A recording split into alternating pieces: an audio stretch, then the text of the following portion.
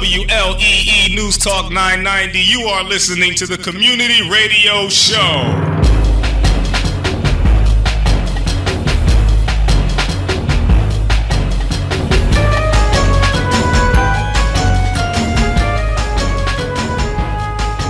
Yes, July 21st, 2012, Ramadan 2nd, 1433. Welcome to the Community Radio Show, coming to you live from WLEE News Talk 990. First, we'd like to thank Davison Media Group and WLEE, Jim Jacobs and the station manager and the staff, especially our producer here, Josh. Next, we'd like to thank the community, the Muslim and non-Muslim community who has offered up their initial support for the show. Without your pledges and your financial support, this show would not be able to start. My name is Muhammad Hadi, and I'm the host of the Community Radio Show here on WLEE News Talk 990. Let me give you the numbers first to call and participate. Local number is 804-788-0990. For those of you listening online or out of the area, the toll-free number is 877-WLEE-990. That's 877-953-3990. So you're probably wondering who I am. I'm a California kid who's been in Richmond for the past 12 years.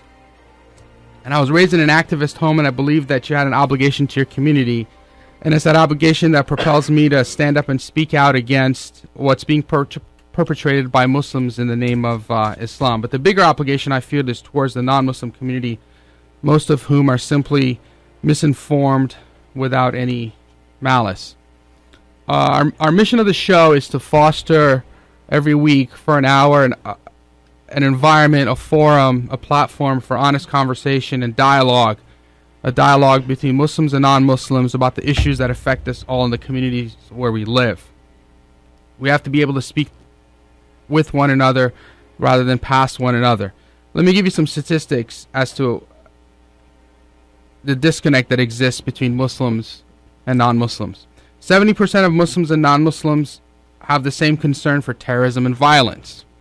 I'm sure that you are surprised about that. Let me read that to you again. So 70% of Muslims and non-Muslims have the same concern for terrorism and violence rising up in the Muslim world. And yet 40% of non-Muslims believe that the support for extremism in the Muslim community is acceptable.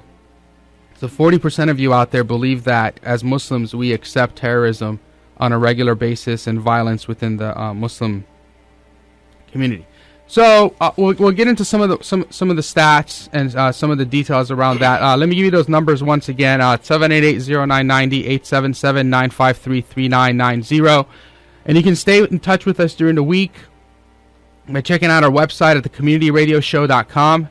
That's communityradioshow.com. There you'll find our Twitter handle, our Facebook page. You'll have information about the guests that are coming up, and soon we'll have polls there as far as making suggestions on topics of interest. And so we have a great first show for you.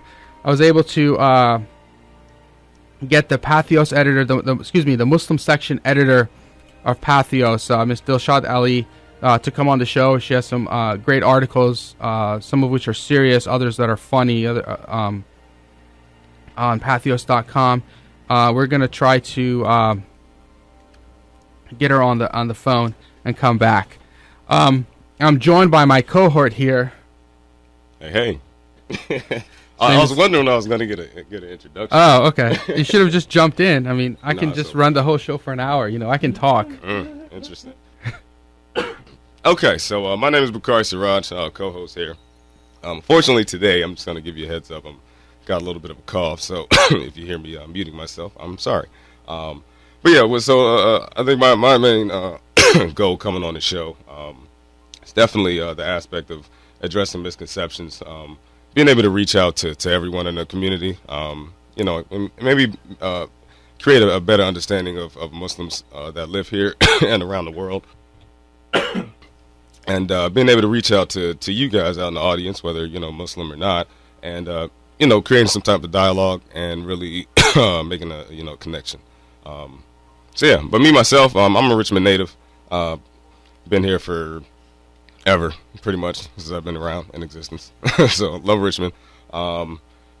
average guy. I don't want to say too much about myself. I really rather I guess maybe later on get into a dialogue, and you can ask me about myself, and meet a Muslim. Hey, that's one of our segments. That is a segment. So if you've always wondered what we have a webcam on. So if you go to WLEE.am, WLEE990.am, and you can actually see what we look like. But if you've ever wondered what we look like, or you want to talk to a Muslim, now would be the time to. This is it. The time to call. All right. Oh, I forgot to mention Ramadan Mubarak to those of you out there. Yes. For some of you, it's either the first or second day. We'll talk about that in a second. For those of you that don't know, so this is Ramadan. This is actually a month on the Islamic calendar in which Muslims fast from sun up to sundown. So that is about what? It's about 12-hour days. It's about 13 and a half. Okay. Technically, it's from dawn, which is really a short time before sunrise. So a little extra time in there. All right. So I personally push it till like the last possible second. Oh man. Yes. Just about 4:35, 4:40. Yes, about right. Until about 8:20. So we don't eat or drink. Yes, that includes no water as well. So by about, I want to say 5:30, 6 o'clock, we're just practically dead. No energy.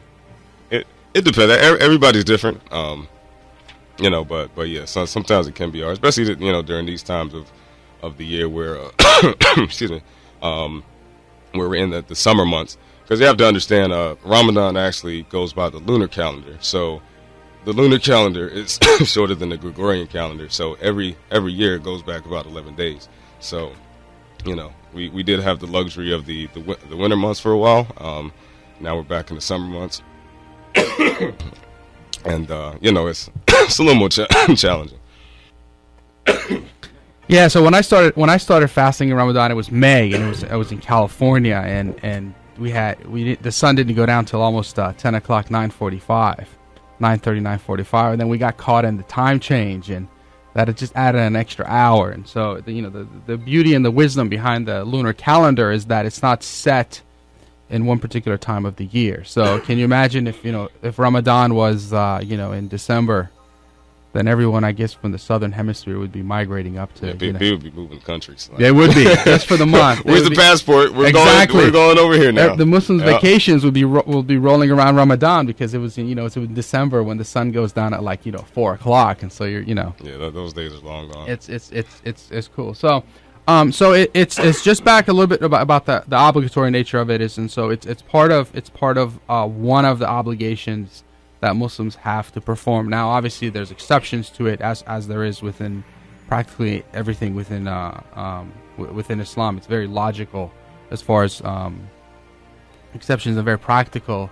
But generally speaking, if you're of sound age and mind, then you're obligated to do this. And so it started, for some people it started yesterday, for some people it started today. But just wanted to congratulate everyone on being able to make it to another Ramadan. So last year I was in Riyadh for Ramadan. How was that? That was hot. I believe you. Yeah, so believe it or not, as hot as it was actually rather easy, because it was just I didn't have to work, and right. It was just it was hot. There was dirt in there. It was really dry heat. See, I can do dry heat a little a little bit more than humid heat. It's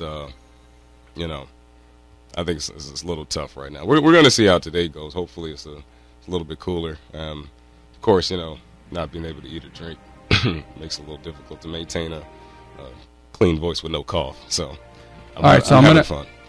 So I'm gonna put our producer here, Josh, who has a sweet name. Give me your last name. Price like money. Like money. Just cool Josh Price. Nice. Josh Price. I know. So thanks for agreeing to do this. I'm not sure if you really had a choice, or whether you were told to just show up. I always just like being around, producing some shows, just being able to be around some good talent, good people with good ideas and good things to say and good intentions. I like that. Making a difference. That's what it's all about. Okay. Cool. Thanks. So I didn't know if you had any, if you're confused, or if you wanted to, feel free to ask any questions that we won't jump out and smack you yet.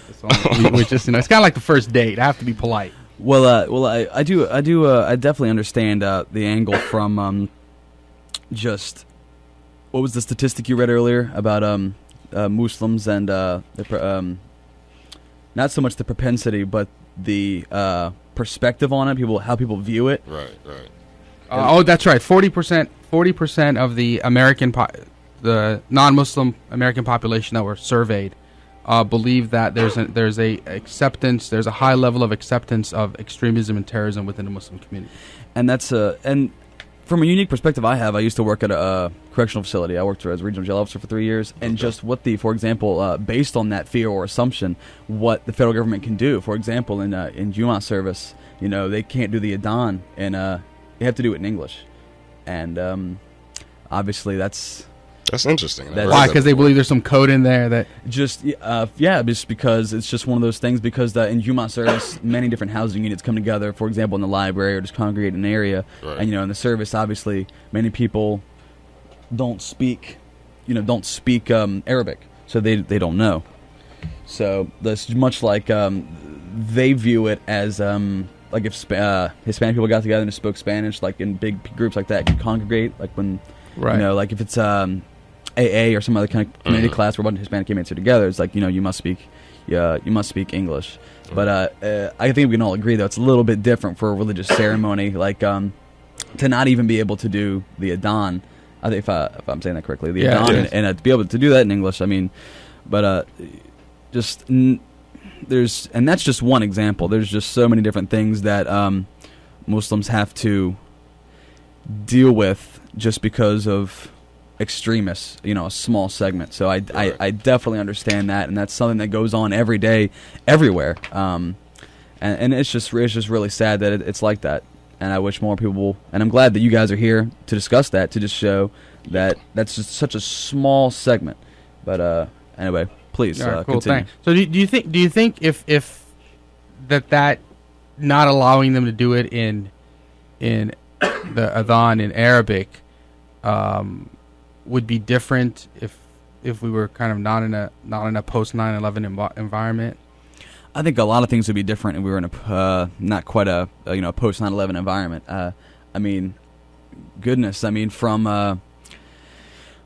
from executive orders that the president may sign that that are a little, I think many people would find extreme, such as like just giving priority to communications, like a new executive order that was signed to allow priority, the Department of Homeland Security to decide which communications are priority to effectively shut down the internet if they need to. The things like that come along all the time these days that we're just like the National Defense Authorization Act, things like that. Not to get too political, but just, well, I guess that's how can you be in a post 9/11 world and not talk about how it affects politics, but definitely. Just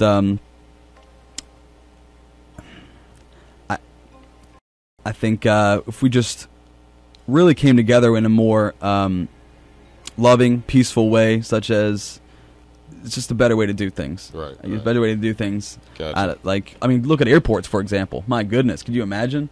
Can you imagine all this fuss about all the airport security and the screeners and you practically get to see people naked with these things now? I mean, they're trying to fix it now, but people getting naked in line and things like that. It's definitely a more strained environment. I think for everybody. Muslims, not Muslims alike.